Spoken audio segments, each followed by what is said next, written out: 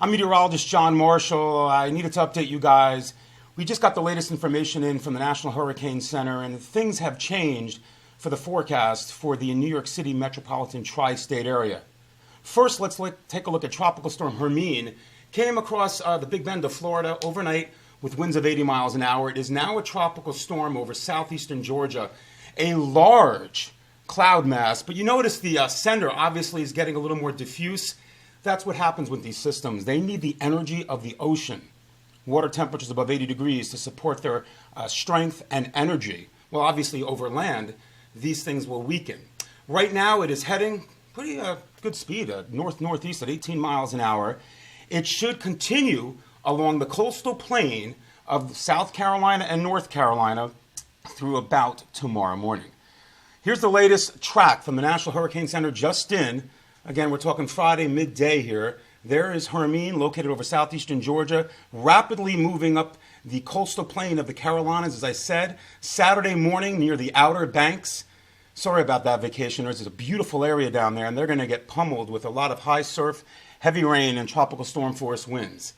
The million-dollar question: what happens to Hermine once it goes offshore? Folks, the water temperature of the ocean from central New Jersey down to the Outer Banks is between 80 and 84 degrees.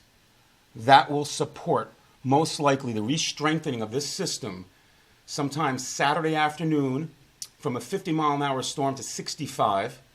And then the National Hurricane Center, if you can see that, there's a little H, has this thing intensifying to a hurricane just offshore, about 150 miles east-southeast of Delaware.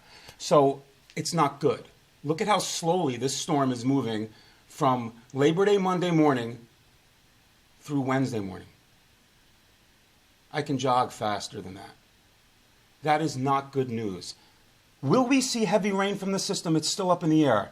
My major concern is the flooding at the times of high tide along the coast. So we have to watch this system very closely. If it stalls for 2 or 3 days, that is, 4 to 7 high tide cycles that this thing will possibly go through. So we have to be on the lookout for coastal flooding, pounding surf, and a lot of devastating beach erosion. That is the main concern right now.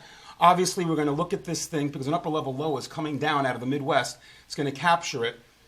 How closely does that track pan out, left or right of this line? Well, the error goes out about 150 miles after days 4 and 5. So I'm not really concerned about the exact track right now. What's going to happen is this storm will expand. As you can see, the cone of uncertainty goes into eastern PA and southern New England. So once the wind field expands, most areas will get into the tropical storm force winds along the coast. And for that reason, just in, a tropical storm watch is now in effect from Saturday night through Monday for coastal Connecticut, all of Long Island, now including, just in, all of New York City and down the Jersey Shore, from Middlesex, Monmouth, and all the way down toward Cape May. Winds possibly 40 to 60 miles an hour out of the east to northeast. If this storm does sit east of our area for a couple of days, it won't be good around here. Even if we do not see the heavy rain, there will be, again, a ton of beach erosion and coastal flooding. It's a fluid situation. We're going to monitor it, and I'll have another update in a couple of hours. I just wanted to get this out to you that a tropical storm watch is now in effect for the coastal areas, including New York City, from tomorrow night. Right now, it's gorgeous. I know it's a getaway day, and people are doing their plans, and they should be.